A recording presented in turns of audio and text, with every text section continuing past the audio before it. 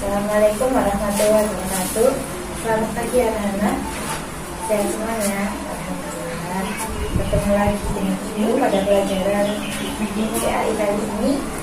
Sebelum mulai pelajaran, kita akan berdoa terlebih dahulu agar Allah memudahkan kita dalam memahami pembelajaran hari ini.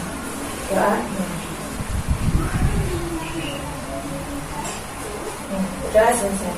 Tujuan pembelajaran pada pagi hari ini adalah agar kita dapat mengetahui dan memahami tentang hadas dan najis, tentang macam-macam najis dan hadas, tentang pembagian najis dan hadas, dan dalil naklinya hadas dan najis. Kita akan memulai pembahasan kita mengenai hadas dan najis. Kita mulai dari hadas terlebih dahulu. Pengertian hadas adalah najis yang bersifat hukmiyah atau najis yang tidak bisa dilihat yang menghalangi pelaksanaan sholat. Hadas sendiri itu dibagi menjadi dua, yaitu ada hadas kecil dan hadas besar. Hadas kecil itu contohnya ketika kita buang air kecil, buang air besar. Dan cara mensucikannya yaitu dengan cara berwudu menggunakan air atau tayamum bila tidak ada air. Yang kedua adalah hadas besar. Hadas besar ini terjadi karena kita sedang berjunub atau keluarnya air mani atau darah haid. Cara mensucikannya yaitu dengan mandi menggunakan air dan bertayamum. Yang kedua, kita masuk ke pengertian najis. Najis adalah sebuah benda yang bersifat kotor dan akan menghalangi dalam menjalankan ibadah. Najis sendiri itu dibagi menjadi tiga, yaitu najis mukhafafah, najis mughalladhah, dan najis mutawassithah.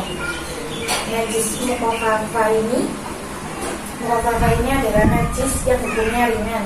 Contohnya kencing bayi anak laki-laki yang belum makan atau minum sesuatu kecuali ASI ibunya. Itu cara mensucikannya dengan percikan air. Yang kedua, najis mughalladhah, najis yang hukumnya berat, yaitu contohnya seperti air liur anjing, babi, atau anak-anak dari kedua hewan tersebut. Cara mensucikannya yaitu dengan cara membasuh air 7 kali, salah satunya dengan menggunakan media tanah. Yang ketiga, najis mukhafafah. Najis mukhafafah ini najis yang hukumnya sedang. Najis mukhafafah terdiri dari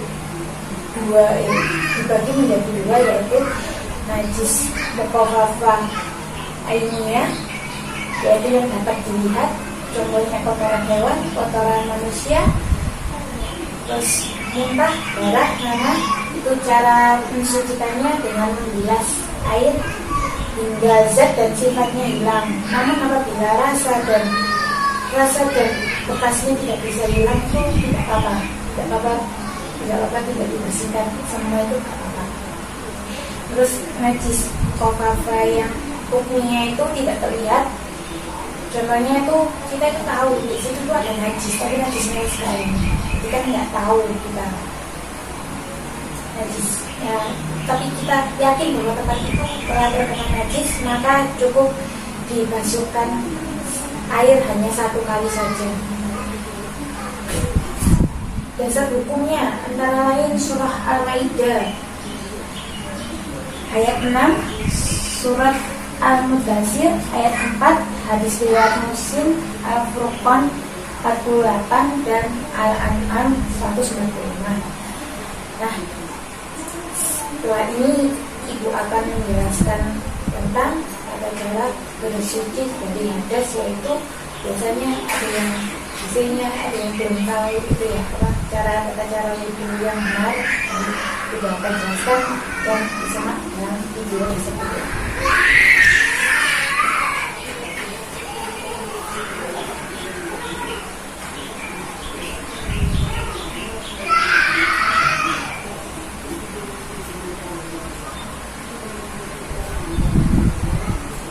Sebelum melakukan sholat, hendaknya kita bersuci dahulu. tubuh kita harus bersih dari hadas besar dan hadas kecil. Ini adalah hadis yang menyampaikan tentang pentingnya berwudu. Pakaian harus bersih dan tidak terkena najis.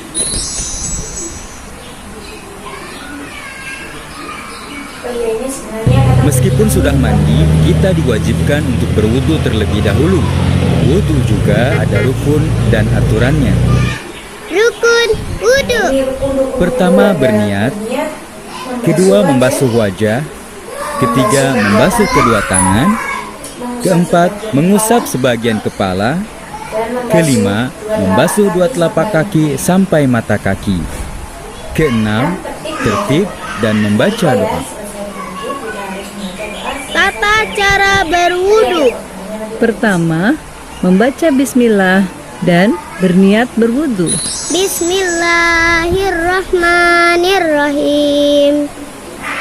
Nawaitul wudu'a liraf'il hadatsil asghari fardhon lillahi ta'ala. Kita melanjutkan dengan tata cara berwudu dengan benar.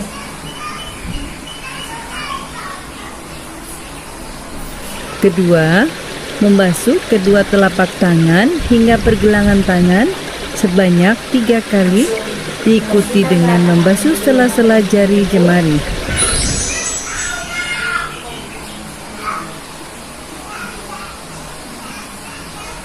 Setelah membasuh kedua tangan 3 kali semuanya, 3 kali, cuma diulangi 3 kali.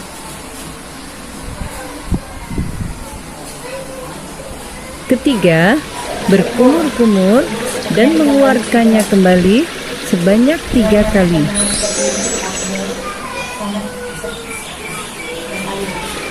Keempat, memasukkan air ke dalam hidung dan mengeluarkan kembali sebanyak 3 kali.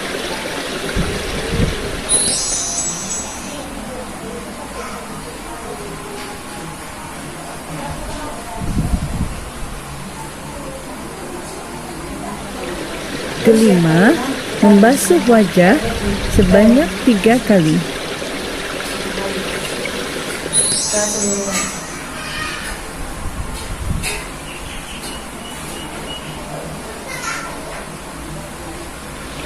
Keenam, membasuh kedua tangan hingga siku sebanyak 3 kali. Kalau masalah itu tidak sah. 3 kali diawali dari kanan dan diakhiri. Ketujuh, mengusap sebagian kepala atau rambut sebanyak 3 kali. Dibasuh aja. Jadi bisa mulai dibuang airnya dibasuh. Selama sebanyak 3 kali. Kedelapan, membasuh kedua telinga sebanyak 3 kali. Dari belakang bisa sebanyak 3 kali. Kayak jempol. Sebanyak 3 kali ya. Kesembilan, membasuh telapak kaki hingga mata kaki sebanyak 3 kali, diikuti dengan membasuh sela-sela jari jemari kaki.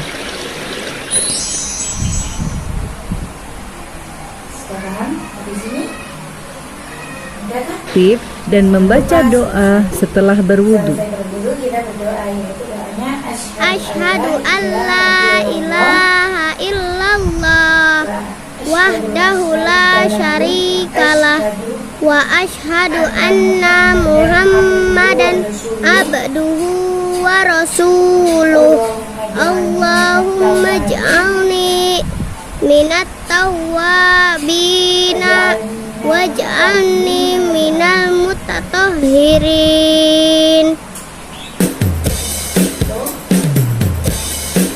Ada yang ditanyakan? Kalau tidak ada, mari kita membuat kesimpulan pada pelajaran kali ini. Kita simpulkan menjadi perbedaan hadas dan najis. Pengertiannya saja sudah berbeda. Hadas apalagi pengertiannya najis yang bersifat hukmiyah, tidak bisa dilihat, yang menghalangi pelaksanaan sholat. Kalau najis adalah sebuah benda yang bersifat kotor, dan akan menghalangi dalam melakukan ibadah. Terus yang kedua yaitu macam-macamnya. Ada berapa tadi? Ada kecil dan hadas besar. Macam-macamnya najis ada berapa? Ada 3. Najis apa aja? Najis mukhafafah, mughaladah, dan mutawassithah. Cara mensucikannya pun juga beda. Hadas kecil tadi gimana?